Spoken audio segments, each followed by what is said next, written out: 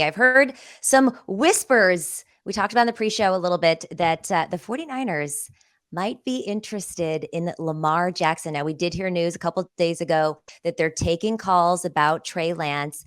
This to me has me extremely excited. Now, before when they had brought up Lamar Jackson, I was like, there's no way, we don't have the draft picks. But now they're interested possibly in moving Trey Lance. You think you got Christian McCaffrey, you You got just hate Deebo Trey Lance because Samuel. of he chased off Jimmy G, right? Or is it? Did you like? No, I don't hate That's Trey Lance. I don't think that they should.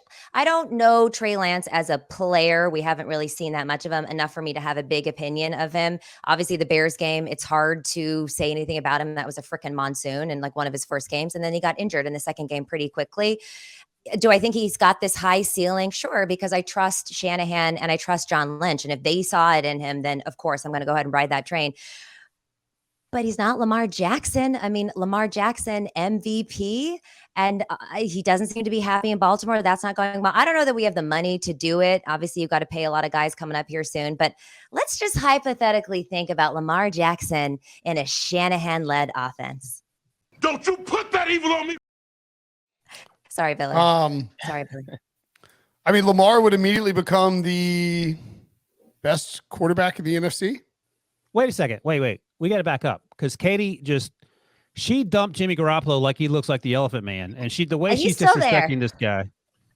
Yeah, he's on the wall of shame now. He's not even front and center. Do you want to apologize to Jimmy G, or are you just moving on? He's got a big black X over his bobblehead face. That's why she can't show Jimmy him. G knows that, he is, the number one quarterback in my heart. However, the Niners trump everything. So when I jumped on the Brock Purdy train, I jumped right on that Brock Purdy. I was a little bit maybe trying to feel it out, but once he won those first couple of games and I saw how much the offense opened up with Brock Purdy, I was fully on the Brock Purdy train. And I was like, Jimmy, we love you, but we will root for you, wherever you end up. So I will do the same. Purdy train go over the cliff?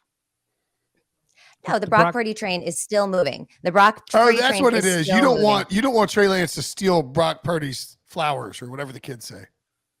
This has nothing to do with Trey Lance. This has to do with the 49ers winning a Super Bowl and the best way to get that. Do I think the Brock Purdy, as far as like the franchise is concerned, based on what we've seen so far, is the answer? Yeah. But if we're trying to win right now and you get someone like Lamar Jackson, we've got to the NFC Championship game 2 years in a row and haven't got over the hump. Is Lamar Jackson the way to do that?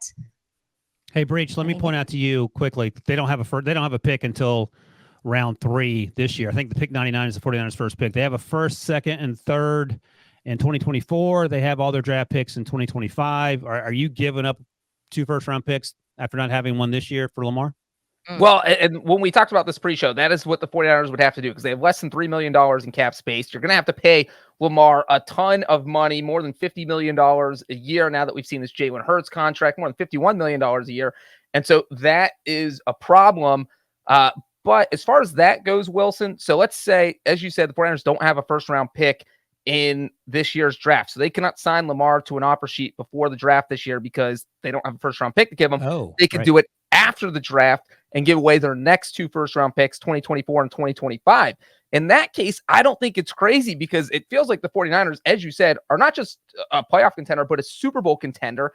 And if they get to the conference title game or the Super Bowl, that means you're giving away the 29th overall pick. And if you win it all, the 32nd overall pick. So those 2 picks I would give up for Lamar Jackson. So in the 49ers case, if I'm a bad team like the Colts, it's a little dicier because you might be giving up high picks. You know that Lamar's going to fix things right away. But if I'm the 49ers, I feel a little more comfortable doing that because I think it's going to be 2 very low picks in the first round.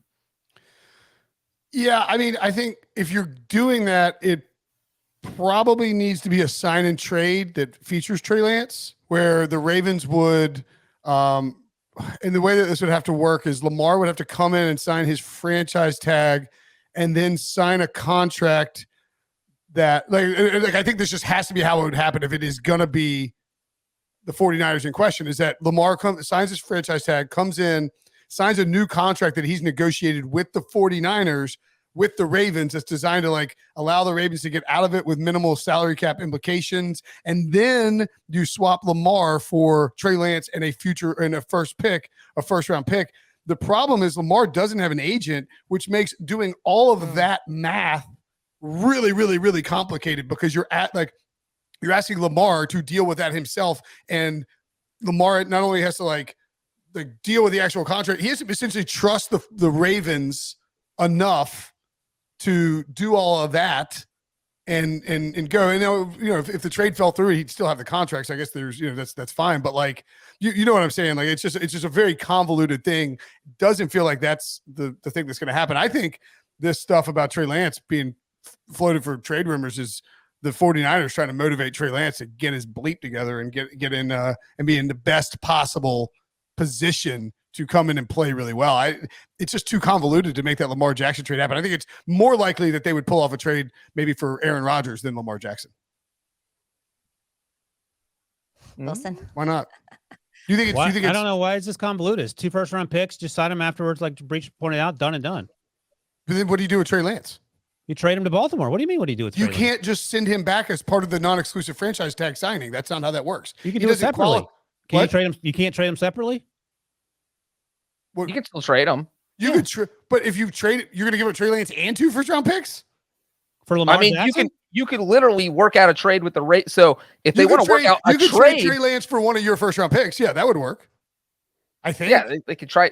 They can. Yes, they can either. That's the sign and trade scenario where one of the scenarios is where you call the Ravens and work out a trade. Lamar signs with the Ravens, and you can put Trey Lance in that deal. I just and he ends explained up, that entire concept. then But the problem is, what are you Lamar questioning Wilson for? But I think that Lamar doesn't have an agent, and it makes it extremely difficult to pull off in 7 days before the draft, which is when Baltimore is going to want to do it. All right. Well, we'll find out. But Katie asked the question, and we're trying to be respectful of her question. I'm being respectful of the question by saying that I think it's unlikely that they will do it. You're treating me like she treated Jimmy Garoppolo. That's all I'm going to say. I'm not treating you like that. I'm saying that you now the other way that I don't know if you were trying to say this, Breech, but you could do it where you sign Lamar Jackson to an offer sheet. He accepts it. You give 2 first-round picks up. And if you do it really quickly, and then you say, hey, you would have John Lynch talking to Eric DeCosta. You say, look, we're going to do this offer sheet. If Lamar accepts, we'll send you the 2 first-round picks, but we want to send you Trey Lance, and you give us one of our first-round picks back. I think that would that is a possibility. I don't know if those precise machinations would work under the way that the CBA functions and the draft functions. I mean, obviously you could ask Baltimore just to pick for you or something like that. But I'm just saying that the fact that Lamar doesn't have an agent and the fact that what's that? Makes It makes everything harder because even if you want to get it done before the draft, just with the exclusive, non-exclusive offer sheet, it's going to be difficult to like get Lamar to. No, Lamar not having an agent before the draft wouldn't matter because if the 49ers want to do a deal before the draft, they have to call the Ravens and work out a trade because they cannot sign Lamar to an offer sheet because they don't have a first round pick this year. So like they can't do that. So that takes that. So they can't even go the non-exclusive franchise. But if they wait after the draft okay, they don't have to call the Ravens. They can just call Lamar and say, "Hey, man, here's our offer sheet. Do you want to sign it?" Right. We've got to keep our composure. We've gone too far. Keep our composure. But at that point, you would almost but you still have to figure out a way what you're going to do with Trey Lance. Is what I'm saying. That's the right. It's just He's not going to as Baltimore. You're not keeping him because Trade him and going to start. If you do the offer sheet, you give up 2 first-round picks, so you have to figure out a way to trade him separately. You cannot include him. You cannot do it. I agree. I agree with that. I'm not saying that's part of the deal, but you can still trade him separately. You can do both. Yes, but you have to get Baltimore to agree to that. I get that, but Baltimore needs a quarterback. So you think they would be amenable to the idea of taking on a quarterback who's in year 3? Okay, let me be. I'm not crazy, but let me be a little more succinct in my approach here. I don't think this is happening, and I think it's all fluff from the 49ers. How about that? Way to ruin a conversation. I would, Party pooper. Yeah, no, look, I would tend to agree with Brinson on that. It's very unlikely, but it's a very exciting thing to potentially happen. And look, anything can happen during these times. But yes, it is unlikely that it happens. And I'm still on the Brock Purdy train. Jimmy Garoppolo has left the station. All right. We wish him well. He's still number 1 in our hearts, but we're on the Brock Purdy train. However, if the 49ers figured out how to get Lamar Jackson, they would be the scariest team in the NFC and potentially in the entire league. And that on that